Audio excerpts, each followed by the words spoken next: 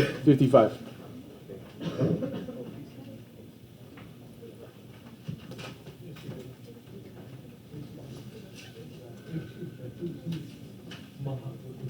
All right, ready?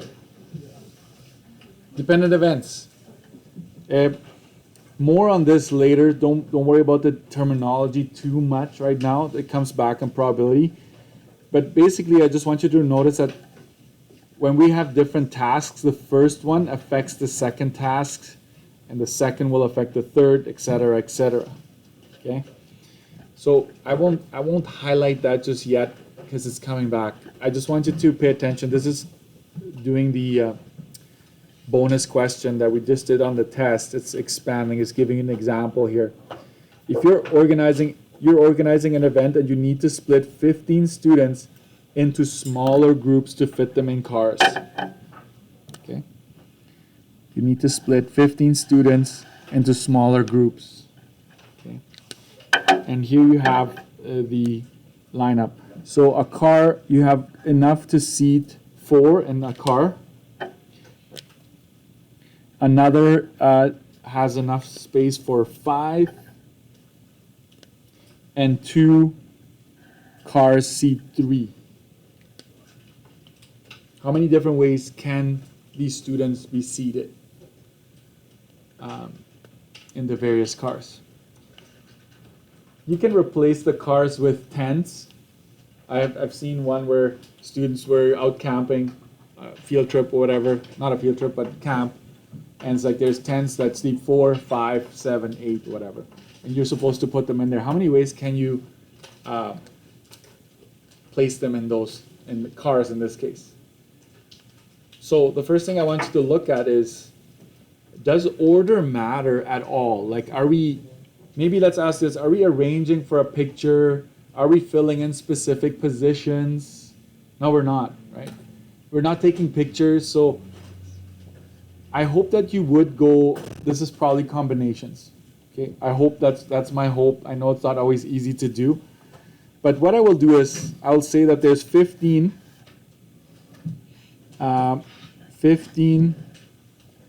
total, right? And we're going to place them into 4. We're going to place it into 5. And we have 2 that are 3, right? So that's basically what we're going to be doing. We're going to be placing them into the different subgroups. Okay, these are smaller groups. You're basically creating groups of 4, 5, 3, and 3. Earlier, last week, we just made a group of 5. If I said it's 5, it stayed at 5. If it's 4, it stayed at 4. Here, it's a little different. So this is what we do. I'm going to show it to you this way.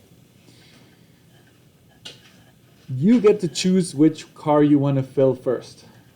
Which one of these 4 do you want to fill first? I'm kind of going to stick with the order here. So I'm going to put them into this car here. So I'm going to, from the 15, I'm going to choose 4 and place them in the first car. Okay? Then you need to remember, we've now have 4 fewer students. Okay? So how many am I left with? 11. Choose. The next subgroup that is to be created is 5. So we're going to go from the 11, choose 5. That means that for the next car, we will have 5 fewer students, and we're left with 6. We're going to choose how many? We're going to choose, 2 cars of 3 though, right? From the 6, we need to choose 3, correct? So that's, and then we take away 3. What are you left with? 3. Choose another 3. You're filling in that 4th group. So pay attention to this. All of these are multiplied. And I know it's weird for it to be stacked like that, but I feel like it's easier to see what's happening. And just because time is precious right now, I know you know how to type this in at this point. So I'm just going to go ahead and give you the answers. 3 choose 3 is just 1.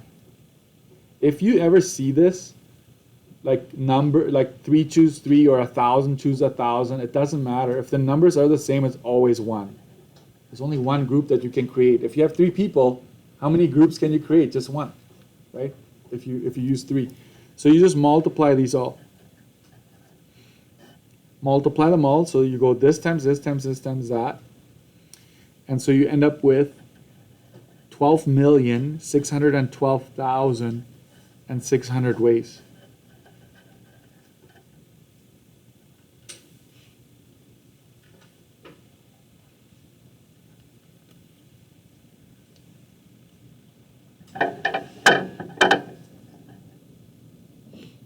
Okay? So the similar idea, I think all I can tell you here is you should see some kind of indication that you're making smaller subgroups of different sizes. If you notice that, this is what's happening there. Okay. Question 2. You're drawing 3 cards, one at a time. Watch this. You were doing that earlier too. You're placing them in one at a time without replacing them. How many hands with 3 black cards can be drawn? How many cards with 3 black cards? So I will say this. This is the first time you're pulling, right? First card. This is almost like car number 1 earlier. Car number 1.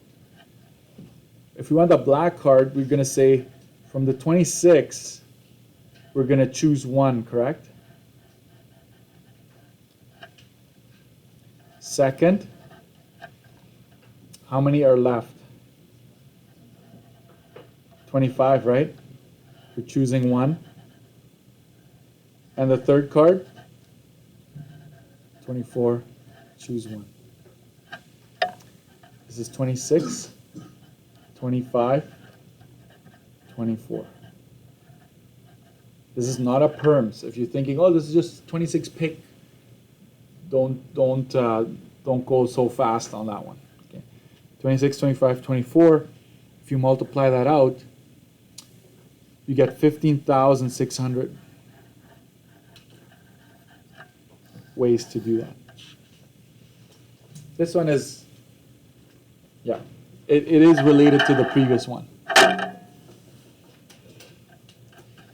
By the way, I need you to understand this. I'm not going to work it out because I don't have the example worked out, but same answer. So let's say with the 15, you chose to fill in this one down here, and then how many are left? 12, choose 3. And then how many are left? 9, right? Choose 5. Like if you fill them in going this way, you will get the exact same answer. Okay? If you multiply them out, you still get 12, 6, 12, 600. So you don't have to worry too much about which one should I start with. Just start putting them in those subgroups and it will work out for you every time. Okay? So you need to understand that that fact. I think we're almost done. 59. One more. Creating scenarios you were pretty good at, so I'm just gonna, for now, leave that. 59. Combination meets permutation.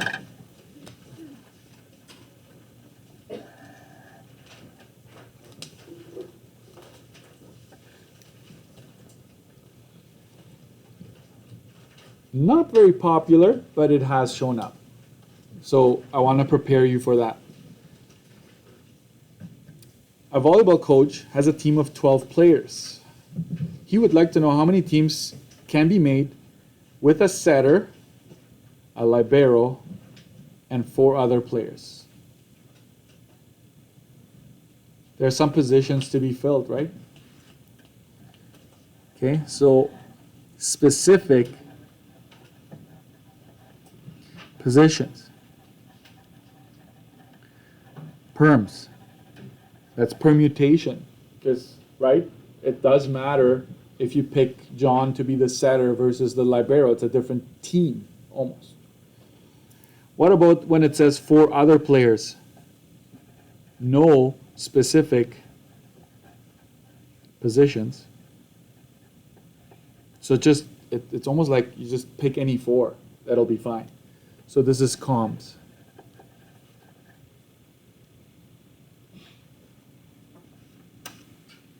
So how does that work? How does that work? Maybe one way of showing the work here would be, this is your setter. This is the libero. So technically at the very beginning, you can pick any 12 to fill in the setter position. I know if you're a coach, you're like, I have my 1 or 2 setters, right? But that's beside the point. 12 can be setters. And then it leaves you with 11 that can fill in that libero position. If you don't know what a libero is, it's just the person that comes in to receive, right? They're like, that's their specialty. And then what else? How many are left to fill in the remaining 4? But I don't care in which order. How many are left? I used 2 up already, correct? 2 players. So from the 10, we're going to choose any 4.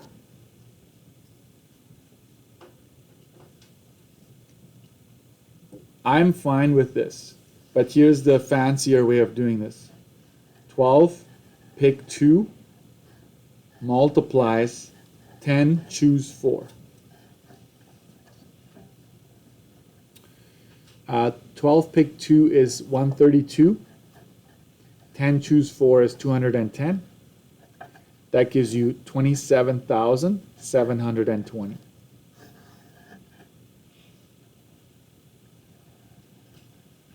So because of the specific positions, it turns out there's a little bit of permutation in there. If it had just said a coach has 12 players, how many teams of 6 can you make? It would just be 12, choose 6, that's it. Okay.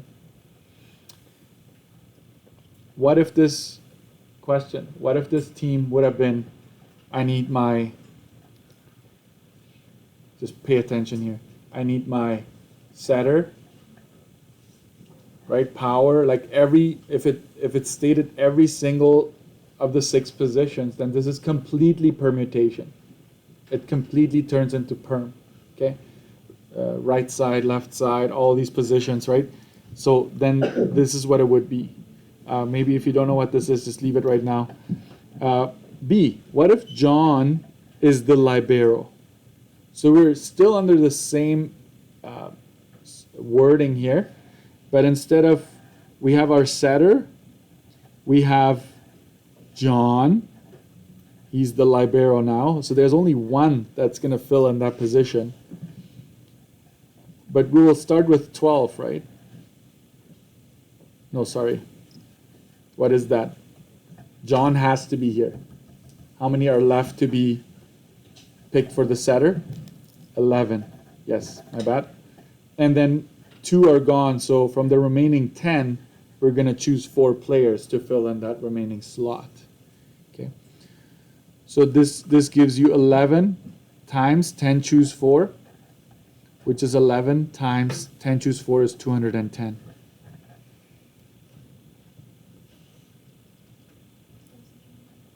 Yeah, thank you.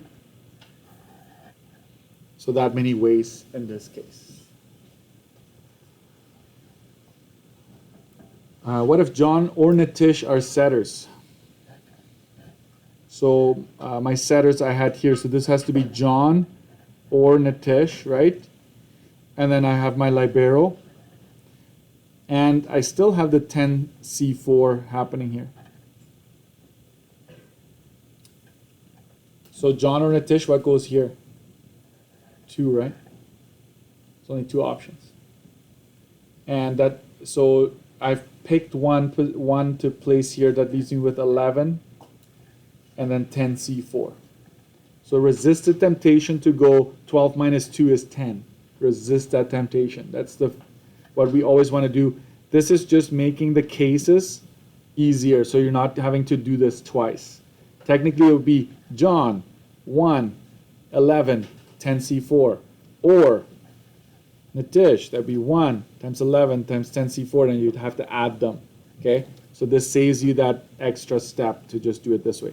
So that'd be 22 times 210.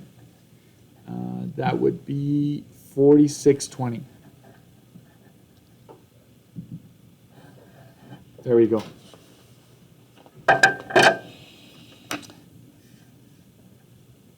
There's a lot of fun stuff still to be had in this book, but we're gonna stop there. And I'm honestly, that's the most frustrating part in grade 12 is I don't know what they're gonna do. In grade 11, I know what's gonna happen, right? I write the exam. Grade 12, I don't know, because it's a provincial exam. So that makes this a little bit more challenging, okay? But I think you've seen, in my opinion, you've seen everything they can possibly throw at you, with obviously some curveballs where you just have to read carefully, and hopefully what you've learned and seen, you can apply it, right? That's my hope, okay? All right, I'm gonna stop here. The cardstock, if you're interested in this, if this doesn't help you, just chuck it, right? Or, hey, soon it's gonna be June, you're gonna be stuck in the main building, you can use this as a fan. Not in here though, we've got AC going on here. So lucky you. Imagine May, June can get really, really hot. I'm not gonna go through the whole thing. I'm just gonna say perms and coms, order matters, order doesn't matter. Okay? Boom. That's like my two big branches here. How do you know order matters? There are specific roles, passwords, codes, postal codes, arranging objects, people, pictures, cars for picture, right? In a row. I would say this. In a row is like a dead giveaway. You could have repetition is allowed. And so if you use the fundamental counting principle, what is n? N is my total number of options that I have per slot. So n to the power of r is the way you would solve that one. Remember 68 to the power of 4? That's what's happening. Let me zoom into that part because that's what I'm talking about there.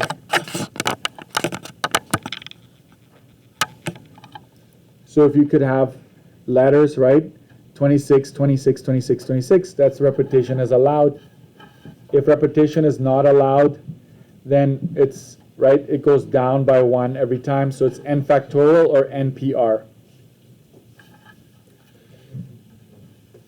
Pay attention to this part here. Under permutation,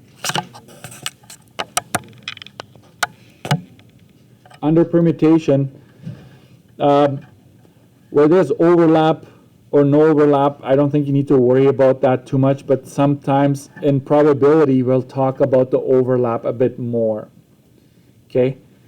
What I mean by that is when you have, for example, the number needs to be even, but it also starts with a 2 or a 3. Wait a minute, the 2 makes it even, but it also starts with it, so you need to break it down into cases. Don't worry about that too much. This is grouping. I would say this, together, okay? So don't confuse this with grouping as in like making groups. This is like things sticking together as you're moving side to side in your arrangements, okay? And this is the formula that I gave you. I don't know if it's going to help you, but it's G1 factorial times G2 factorial, like the groups that are created. And then you go total minus G1 minus G2, and that would keep going. But then you have to add the number of groups you're creating. I would say that most of you are more comfortable with just drawing out your lines. Okay, drawing out your lines. Circle like one group that's created, or the 2 or the 3 or the 4 groups that are created, and then zoom out and count how many are left. I think that's what most of you are comfortable with. Then here, identical or indistinguishable objects, right? You've got your n factorial, and you've got identical 1 factorial divided by identical 2 factorial. So this is kind of like rearranging letters in a word when you have two L's or two S's or whatever, or the blocks, you name it. Then you've got pathways, okay? Pathways where you just have no bottleneck. There's just the one bottleneck every time where you multiply. Two bottlenecks if you have the OR, you need to add. Here you need to multiply. Let me go up to the top right corner here. Okay. If order does not matter, hands of cards, teams, committees, groups, ice cream flavors, pizza toppings. I was thinking the other day of if you make yourselves a Slurpee, you put different flavors in there. Once that is all mixed up, right? Who cares? Like, you don't know what order, like which one came in first, right? Once you mix it all up. So Slurpees, smoothies, you blend everything in there. Order wouldn't matter because it's all. So how many different smoothies can you make? As soon as strawberry's in there, we're not going to count it again if strawberry comes before orange or whatever, right? Or pineapple. It doesn't matter. It's just all one. And so it's NCR or NR like this. They mean the same thing. Making groups with two or more subgroups. So hand of 6 where 2 are red. It really means that 2 are red and 4 are non-red. So 4 are black. Okay. So this is how you would draw a hand that is exactly 2 red cards. You go 26, choose 2, and 26, choose 4. The indirect cases here, go to the bottom. I need you to understand, I just need you to understand that you've used it, but I just want to make sure, this one in particular. If a password has at least one repeated letter, you want to go total minus no repetition. Okay. Or for example, let's say this one here. I would say use indirect when you see at least or at most or no more than, like any indication of not an exact amount, it's at least, then you want to use this method right here. Direct means you add all cases that apply. So for example, make teams of 3 with at most 2 cats. At most 2 cats. You would have to consider the groups that have 0 cats, 1 cat, and 2 cats. Okay, so you would find these cases and add them up. This is direct. Indirect would be finding the total number of cases, total number of groups. So you would go 12, choose 3. That's what I did here. 12, choose 3 minus the one that doesn't belong. Okay, the one that doesn't belong. That is indirect. Indirect is taking away what doesn't belong. Okay, so taking away the case where you have all 3 cats, right? Therefore, you're choosing no dogs. Taking that away from the total gives you your desired amount. So that's what indirect is. Total minus cases that don't belong. Okay. Anyways, I'll stop there. You have those ACs that I gave you. The keys are all posted for those. My guess is that you still have some questions, maybe, or you still need to work on those. You get to use the rest of the class to do that. If you need more, I know that some of you might, sometimes less is more. Like if I give you even more, you might be like, right? But if you need more, I'm going to give you this one. It's kind of like a little booklet. It has lots of room to do the work. And it mixes everything up, perms and comps, okay? So you need to, if you want to work through that and you need more practice, it will do that for you. It also has pathways. It has everything in here. So I'll give this to you as a review, but everything else that I've given you and posted so far, and including the quiz, is all game, okay? Thank you, guys.